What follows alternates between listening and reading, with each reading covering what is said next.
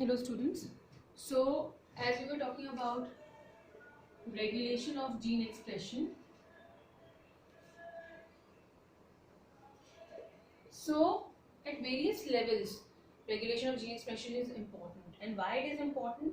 Because if regulation of gene expression doesn't take place, then it can lead to unwanted expressions of gene when it is not required, and that is going to be very wasteful process, and body doesn't do any kind of waste process. So basically what we are trying to understand here is how gene expression is important, but how body makes sure that when gene expression is required, then at that time only gene expression is taking place, right? So we'll talk about so in eukaryotes the regulation can be at different levels, like at transcriptional level, right?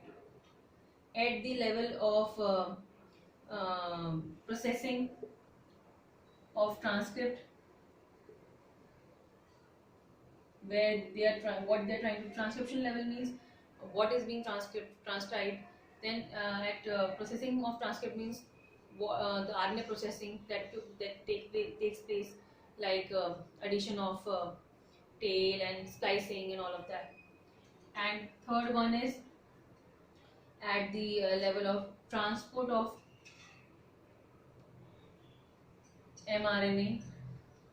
During the transport of mRNA, when the mRNA is completed and done and ready to be translated, then during its transport time, where it needs to be transported, what's the right time, so that it is translated at the right the protein, that whatever is it's forming is produced at the right time only, right?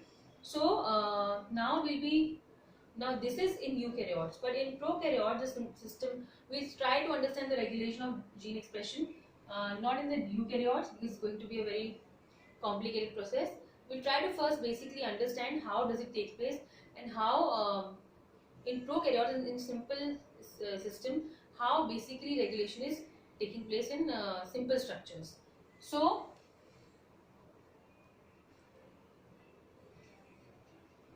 in prokaryotes, for example, let's say we'll take example of bacteria.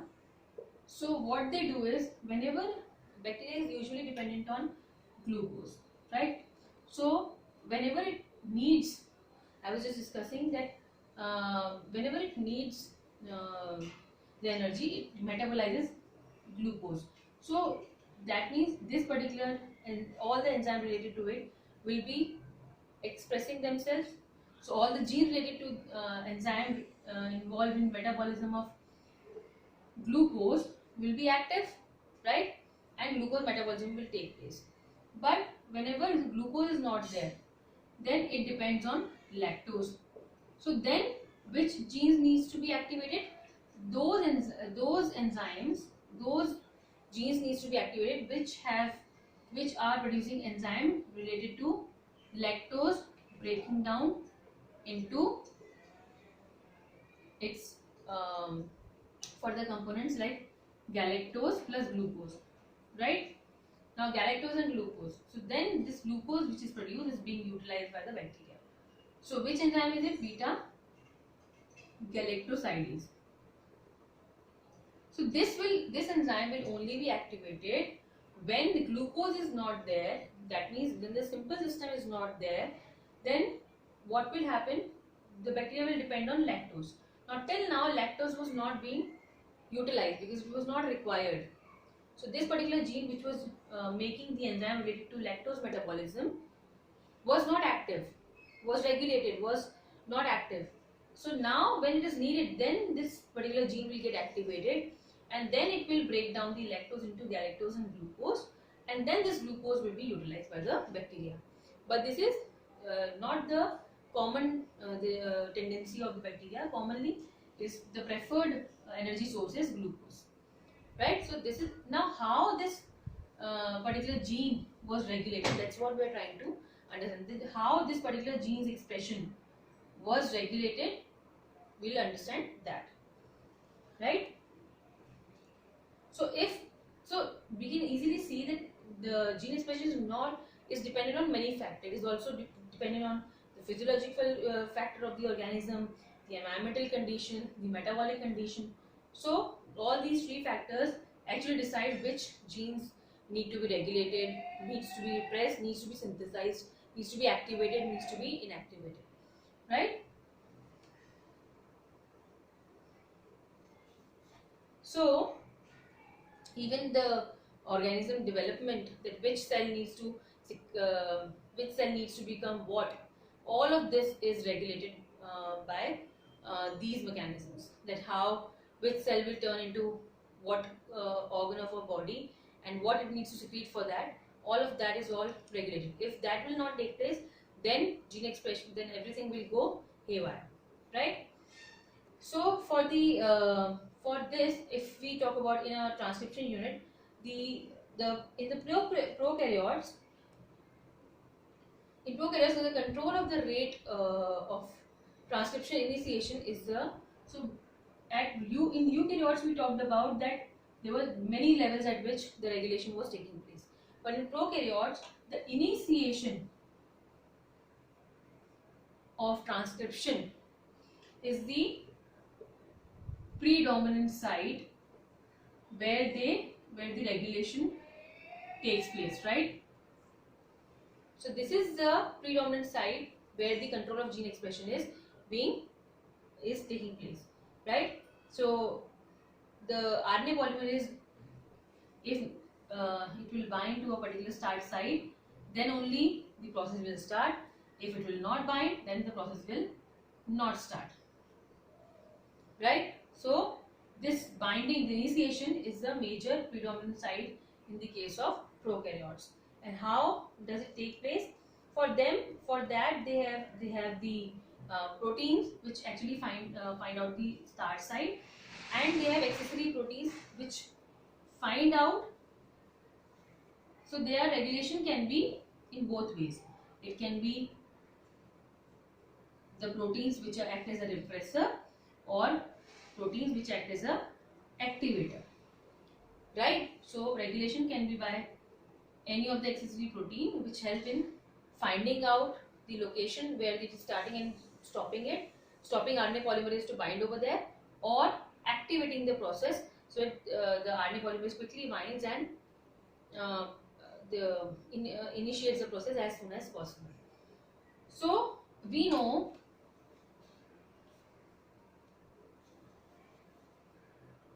that this is the sequence of this is transcription unit, where we studied that this is the operator site, sorry, this is the promoter site, this is promoter, this is, let me just make it now, this is the promoter site, this is the terminator site, right? And this is where your structural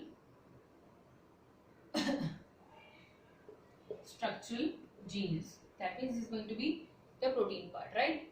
Now that means here the RNA polymerase needs to bind, and this is the site where which needs to be recognized. So the accessibility of promoter region or promoter DNA is in many cases regulated by interaction with operator. So operator is usually upstream of the promoter, and these are the protein sequences which are just beside the promoter region, right? So these actually have a big role in regulation of gene expression. Now what happens, mostly the repressor protein, if there is going to be repressor, that means if we need to repress the production of gene expression, the repressor will bind over here, right? And if it's activated, then activator is also going to bind over here, right? And every operator is going to have a particular repressor or activator, right? Like for lac operon, there is a the operon which we will be studying, like lac operon. There is a particular repressor which is coded by IG. We'll talk about it in next section. Now lac operon, that is a sequence of regulatory sequence of the lac gene. How does it work? It's a first of all, it's a polycistronic gene. What is the meaning of polycistronic? So first we need to understand what is the meaning of cistron. Cistron is the functional part of gene, right? So that which codes for a RNA and then codes for a protein, right? When we say polycistronic, that means a sequence of structure gene having many portions coding for something, a particular gene. Let's say this is coding for protein number 1. This portion of this particular is coding for protein number 2, and then protein number 3 and protein number 4. So we will not write protein, we are talking about DNA, right? So this is going to be RNA1, RNA2, RNA3, RNA4, and then further it's going to be protein 1, protein 2, protein 3, protein 4. So because this DNA segment is having more than one cistron, that means a portion of DNA producing a particular protein, that's why we call it polycistronic gene, right? And in the case of bacteria, this is what polycistron is majorly the case, because there is no requirement of RNA processing. So they have sequence of different cistrons lying together, right? So another point, who actually discovered this, who actually explained that to us, who actually first told us that this regulation process takes place and explained it through lac operon, that was Chekhov and Monod. They basically first told us about the lac operon, and they not only told us about the lac operon, there are many operons, tryptophan operon, arabinose operon, all of that. So we'll today talk about lac operon. Now lac operon is polycistronic, that means it's having more than one portion coding for more than one kind of protein. So when we simply see the structure of lac operon, it is something like this. So P, note down I, O, P, X, Y, Z. Sorry, X, Y, A. Okay? So now first we talk about this promoter, right? Then sorry,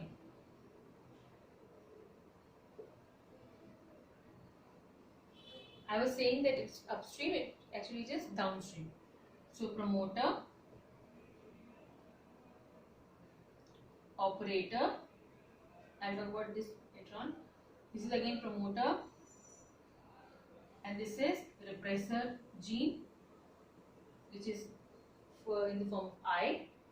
X is coding for beta galactosidase. X is coding for permease. Y is coding for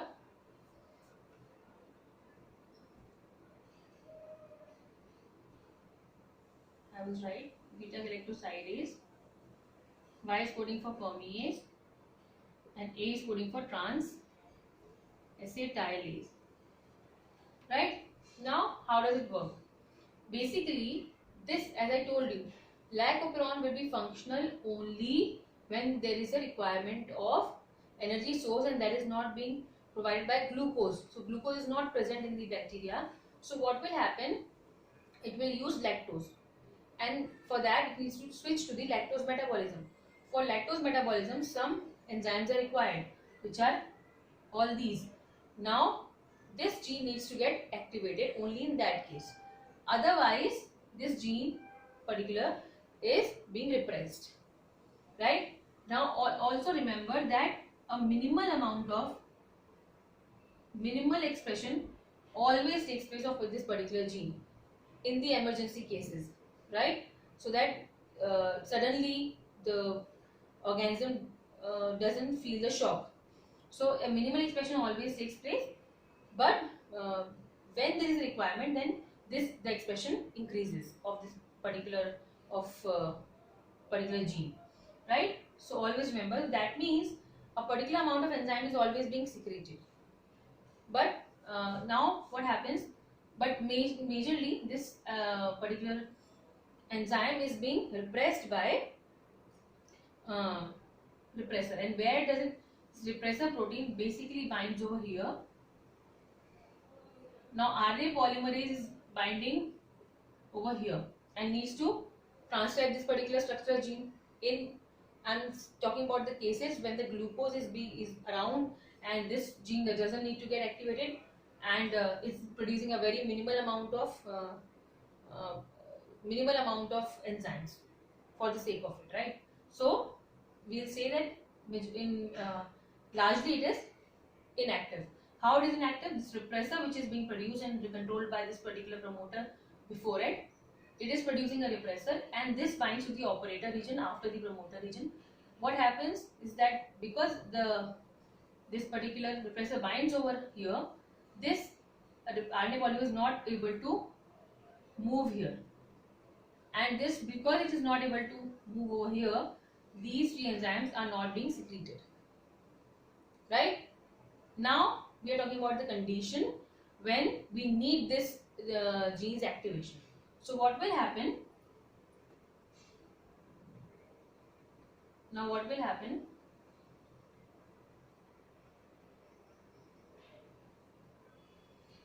The permease will start moving from will be start the basic that minimal amount of permease that's around will, what will happen? It will, this is bacteria, it will start forming the